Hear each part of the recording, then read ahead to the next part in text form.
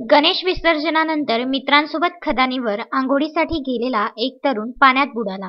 ही घटना सोमवारी 20 सप्टेंबर रोजी दुपारी 4:30 वाजताच्या सुमारास बडनेरा पोलीस ठाण्याच्या हद्दीतील कोंडेश्वर मार्गावर घडली। याबाबत माहिती मिळताच बडनेरा पोलिसांसह अग्निशमन दल व बचाव पथक घटनास्थळी दाखल झाले। त्यानंतर शोध मोहीम सुरू करण्यात आली, मात्र वृत्त लिहिस्तोवर तरुणाचा शोध लागला नव्हता। साहिल सुरेश नरवारे वय 19 वर्ष, राहणार माता फैल बडनेरा असे बुडालेल्या तरुणाचे नाव आहे। साहिल हा 20 सप्टेंबर रोजी कोंडेश्वर परिसरात गणेश विसर्जनासाठी गेला होता। विसर्जन आटोपल्यावर तो आपल्या काही मित्रांसह आंघोळीसाठी कोंडेश्वर मार्गावरील ग्रामीण पोलीस मुख्यालयाच्या नवीन इमारत बांधकाम स्थळी असलेल्या खदानीवर गेला। खदानीत उडी घेताच तो पाण्यात बुडाला। ही बाब मित्रांच्या लक्षात आल्यावर त्यांनी मदतीसाठी आरडाओरड केली। त्यानंतर बडनेरा पोलिसांना माहिती देण्यात आली। माहिती मिळताच पोलिसांनी घटनास्थळ गाठले। त्यानंतर अग्निशमन दल व बचाव पथकाला पाचारण करण्यात आले।